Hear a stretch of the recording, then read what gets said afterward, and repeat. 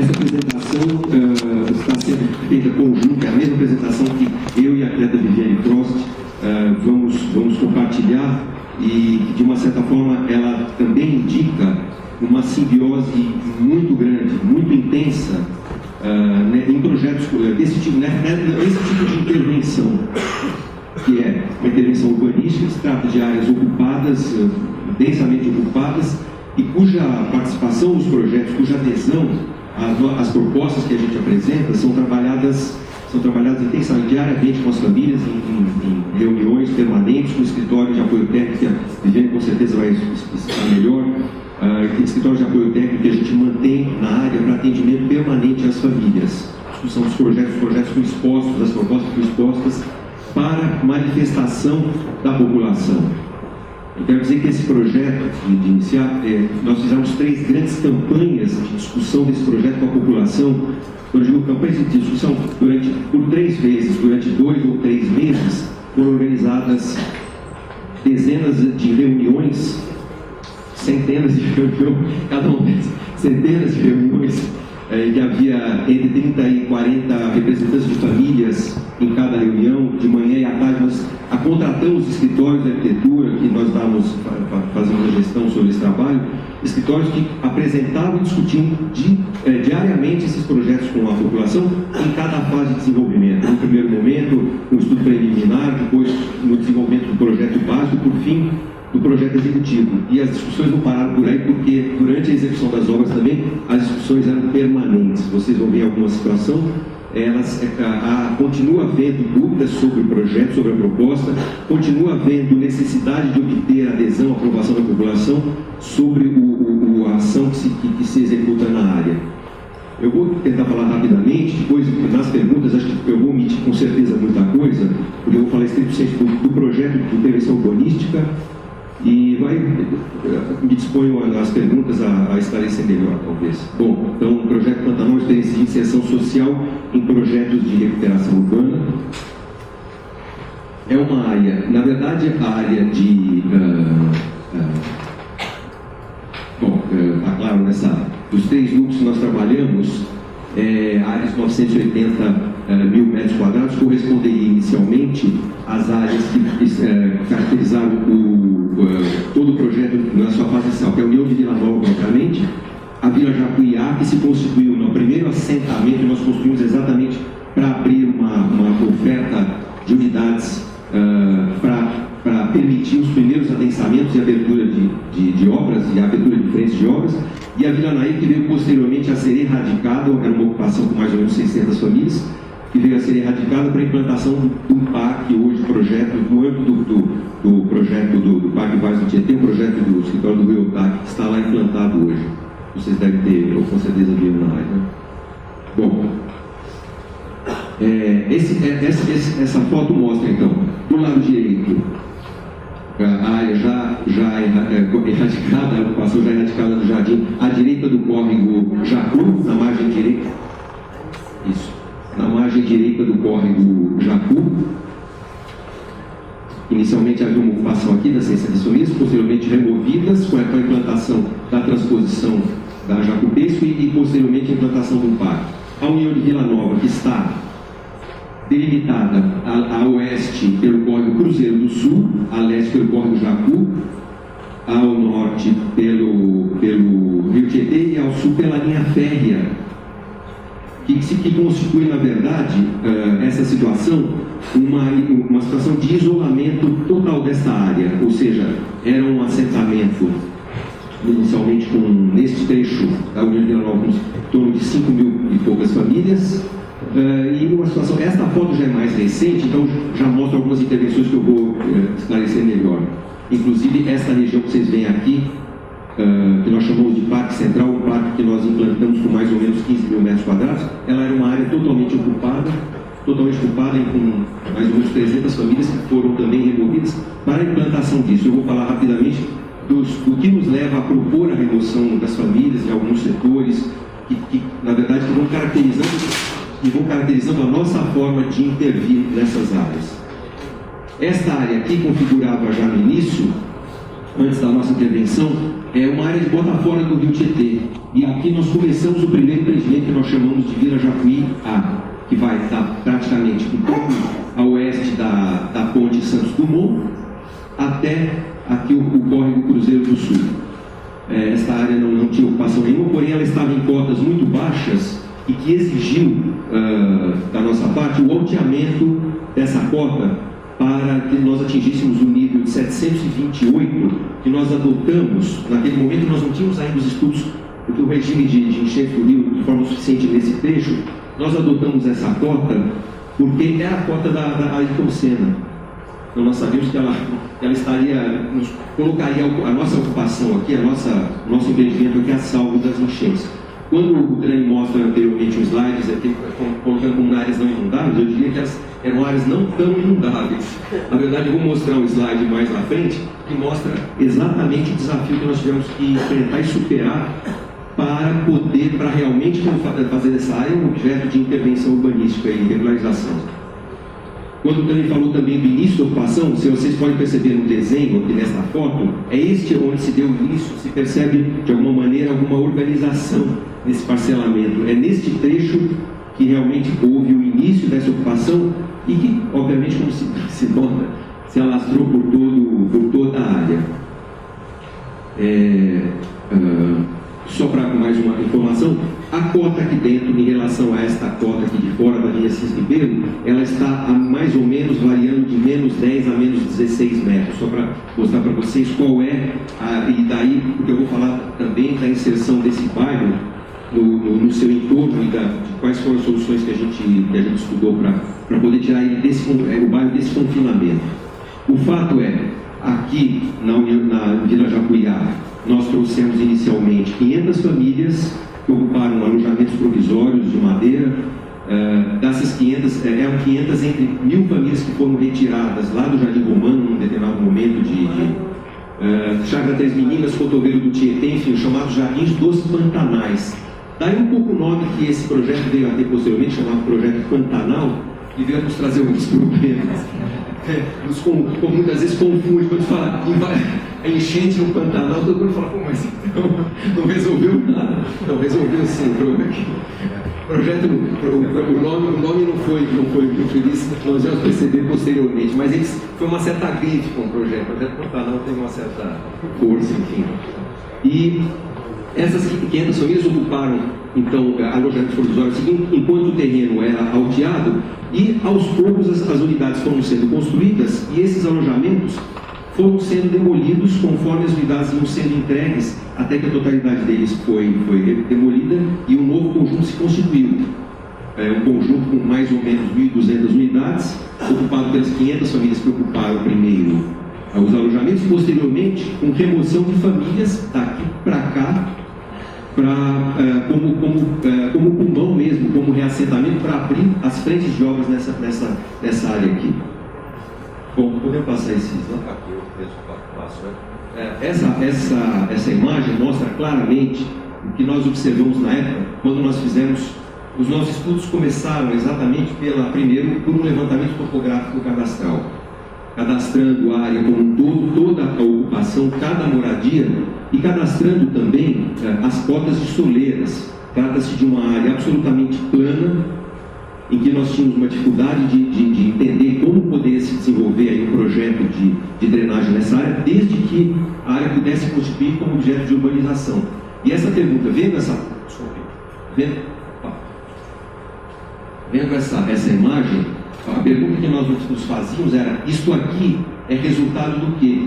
Porque eventualmente, se houvesse aqui a influência do Rio Tietê, sobre a qual nós não poderíamos ter nenhuma ação efetiva a curto e médio prazo mesmo, então muito provavelmente já nessa época as 5.000 famílias não poderiam permanecer, não seria possível implantar um projeto de urbanização, considerando que não seria possível simplesmente implantar e fazer a manutenção das redes de infraestrutura, e ainda considerando a convivência das famílias com essa situação. Este trecho aqui representa inundações que chegavam praticamente a 1 metro, entre 90 centímetros e 1 metro de altura, e aqui um pouco menos que isso.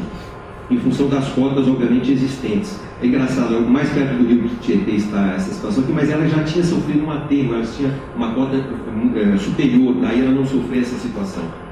Nós solicitamos ao DAEI um estudo do regime do rio, neste trecho, foi feito um estudo, enfim, que demorou um pouco, além do que nós gostaríamos, mas a informação que vinha das cotas de inundação de transbordamento do rio aí, não passavam de 725 como cotas máximas em tempo de recorrência de 100 anos praticamente, 725 e 30, se não me engano. Isso significava que a ocupação que não tem cotas inferiores a essa cota do rio, de transbordamento do rio, não sofreria como o rio propriamente, de forma direta. Obviamente que o assoreamento do rio aqui impediria que as águas dos dois córregos fluíssem de forma, satisfatória.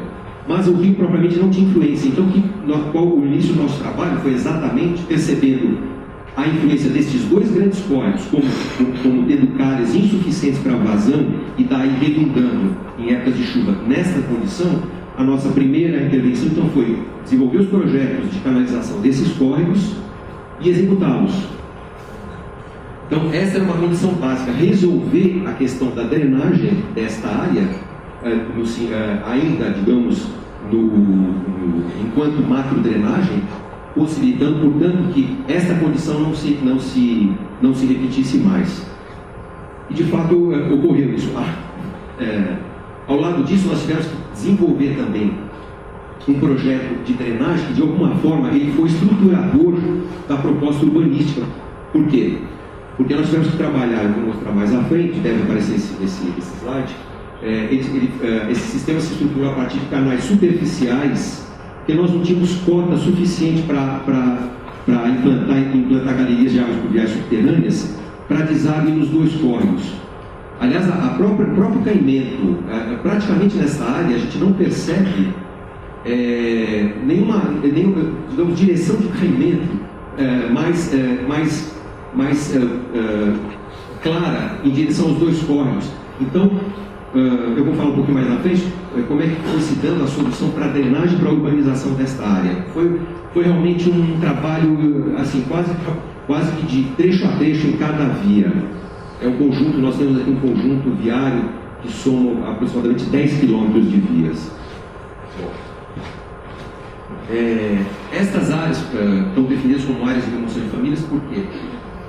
Como eu já falei, aqui é a área do Parque Central. Esta faixa ao longo do córrego Cruzeiro do Sul. Esta faixa também estava ainda sob faixa de domínio do rio Tietê, que o próprio daí nos solicitava afastamento da ocupação para a instalação dos projetos, inclusive hoje os projetos mananciais, a própria ciclovia, uma via parque que corre por aqui. Esta área toda da Vila Nair que sofria também fortemente com uma condição de muita precariedade e que veio a ser erradicada mesmo. E esta área aqui, que tinha uma ocupação um pouco mais rarefeita, mas assim como a área do Parque Central, cotas muito baixas de ocupação.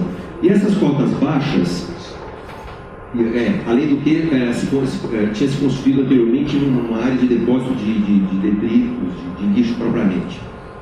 Daí uma ocupação mais rarefeita. Então nós indicamos tanto esta área, estas áreas por motivos óbvios, mas esta área e esta área aqui, por constituir ocupações de cotas muito baixas, sem possibilidade de solução de infraestrutura, ou seja, sem possibilidade de drenagem desta área, uma vez urbanizada, e eventualmente até de dificuldade de coleta dos esgotos, pelas cotas existentes até então dessa ocupação. Então, nesta área pouco densa, nós fizemos a erradicação deste trecho da ocupação para constituir uma nova ocupação mais densa, que vai ser mostrado mais adiante, com edifícios de 3 pavimentos. Eu vou falar um pouco depois dessa tipologia também. E esta área, que é uma área central, nós decidimos por implantar um parque que a foto inicial mostrava claramente que não havia áreas de lazer nesse bairro todo. Bom, um pouquinho mais adiante. Esse é um desenho que mostra, já de alguma maneira, eu estou omitindo muita coisa. O que ficar eventualmente como dúvida, eu posso citar melhor nas perguntas.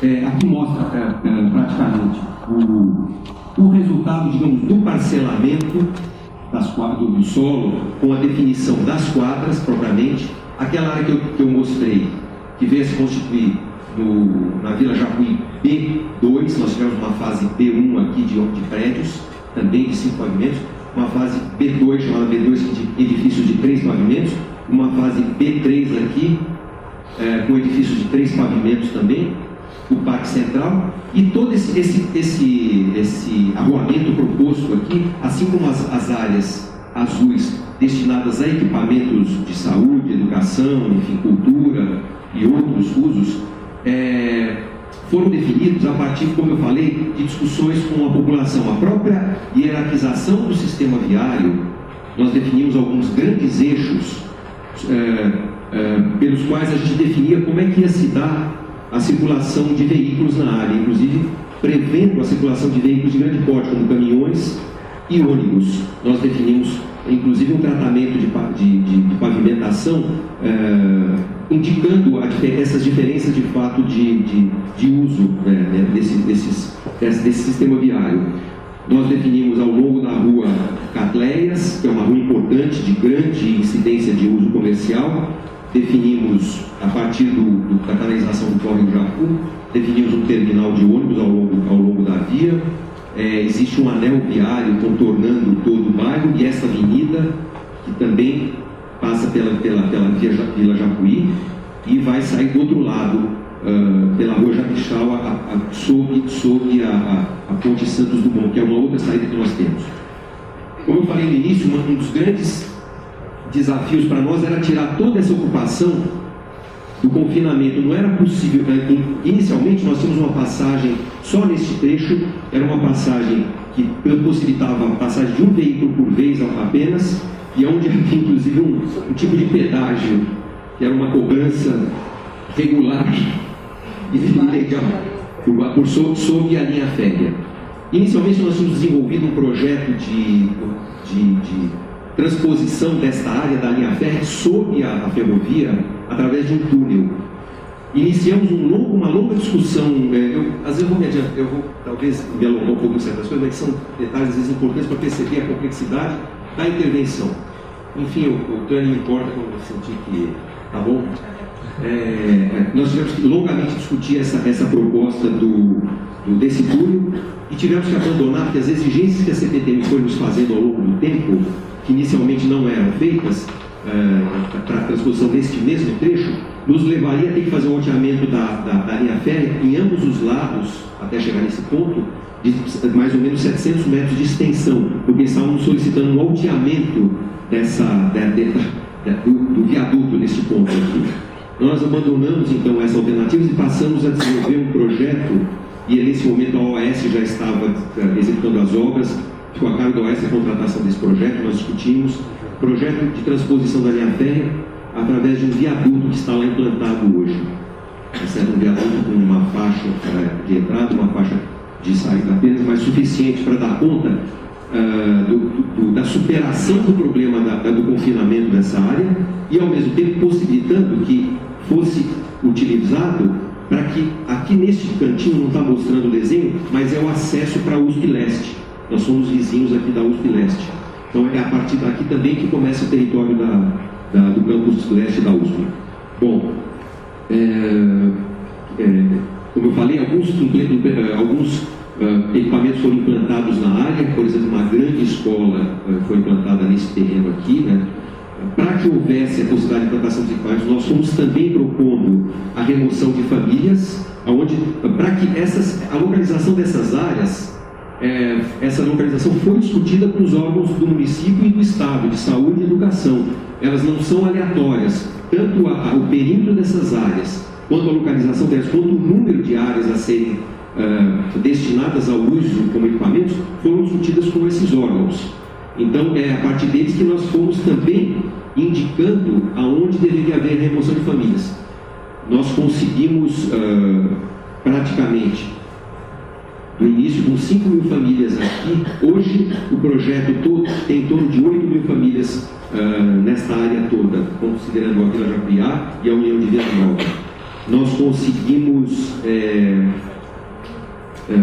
desculpa, eu me perdi, mas enfim, de qualquer maneira, conseguimos praticamente atendemos a todas as famílias que haviam nessa área a partir tanto da implantação deste grande conjunto de mais ou menos 1.200, 1.300 unidades, quanto essas novas unidades construídas aqui, com algumas unidades também sobrados, construídos no interior da área, e mais 1.000 famílias que foram retiradas para um conjunto próximo também, para possibilitar a total urbanização dessa área e atendimento à totalidade das famílias também. Bom, aqui mostra simplesmente qual foi a nossa primeira etapa de intervenção na área. Porque quando a primeira etapa era uma outra construtora antes da OAS, então foi o primeiro momento que nós escolhemos para trabalhar a área, que ela teria uma menor, digamos assim, se constituir em obstáculos menores no que se refere à remoção de famílias. Então nós poderíamos avançar nessa urbanização. Esta constituiu a segunda etapa.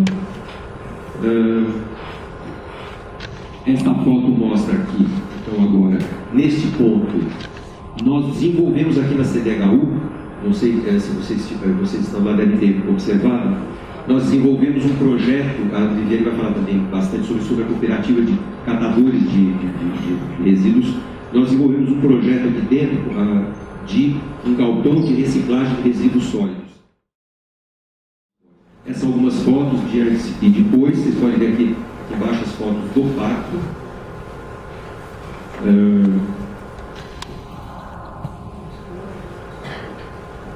A pavimentação das vias, que foi elas praticamente foram pavimentadas quase na sua totalidade com blocos articulados de concreto, com exceção das vias circulares do anel viário.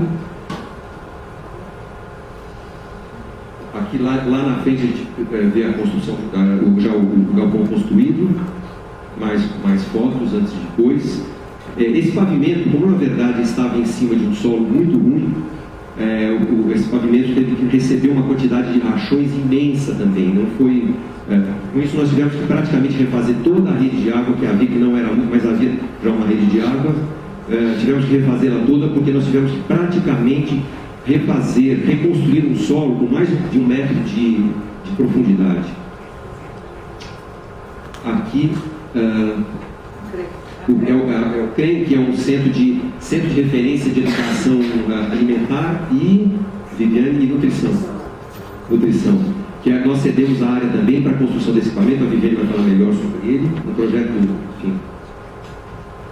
Aqui o córrego Jacu, antes, como vocês podem ver, aqui do lado direito, a ocupação da Vila Naí, do lado esquerdo a União Vila Nova, e posteriormente, já com o tratamento tanto da canalização quanto o tratamento das margens. Novamente outra foto, esse antes praticamente é antes já depois também, da roupa papiro do Egito, mas com a pintura já com o tratamento do São Paulo de Caranova, do projeto São Paulo de Caranova, em que as moradias receberam tratamento nas suas fachadas de revestimento para possibilitar a pintura e posteriormente as pinturas que eram discutidas com a população. Aqui a canalização do córrego Cruzeiro do Sul.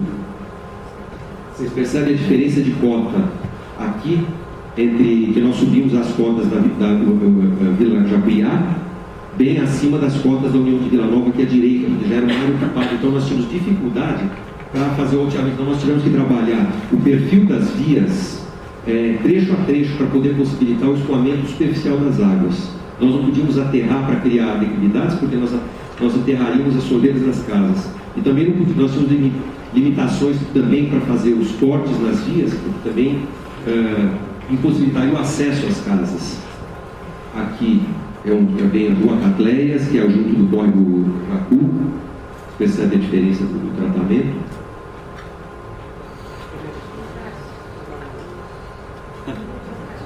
Isso está trocado. Se bem que se a gente for hoje lá, brincadeira. Nós estamos permanentemente preocupados com aqui novamente o córrego da Irmã Dulce. O que vocês estão vendo aqui é um dos dispositivos de drenagem que nós implantamos na área. Exatamente, como eu falei, são canais a céu aberto, mais superficiais, porque nós não tínhamos cota para poder despejar. E mesmo assim, esses canais chegam nos dois córregos já afogados, praticamente afogados. Tá certo? Dessa foto antes, É uma foto de demolição já realizada. As construções no córrego do Mandúcio tapavam o córrego do Mandúcio completamente, eram em cima, literalmente. Ali já é uma demolição. Vocês não vão lembrar, mas à direita, quando eu mostrei os novos conjuntos, havia uma linha de um conjunto que eu mostrei, exatamente esse conjunto que aparece aqui, que era ao longo do córrego do Mandúcio, que é uma das razões que a gente propôs a remoção para a reconstrução das casas. Todos esses pequenos trechos nós íamos tentando para trabalhar paisagisticamente depois. Nós tivemos, nossa área teve um trabalho de acompanhamento das obras finais, até da Ana Neve, que está aqui, paisagista, acompanhou toda a fase final durante 1 ano e meio, trabalhando na própria área, desenvolvendo os projetos de paisagismo, ocupando todos esses trechos de vias que sobravam e que nós fomos criando como pequenas áreas verdes.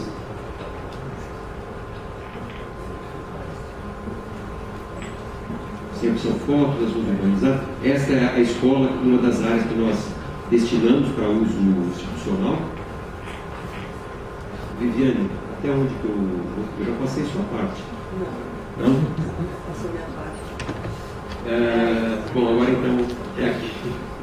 Bom, eu deixei de falar muita coisa, obviamente, para não me estender. Se houver necessidade, se houver interesse por algum aspecto mais específico do projeto, a gente está à disposição para responder. Eu passo para a Viviane agora, porque, como eu falei, só para dar um fechamento, esse trabalho, esse tipo de intervenção que nós fazemos aqui, nós trabalhamos intensamente entre a área de projeto e a área social e posteriormente com a área de obras, ou seja, as ações elas são discutidas permanentemente e a rigor, cada área está informando a outra área sobre as possibilidades reais de implementação e execução das ações.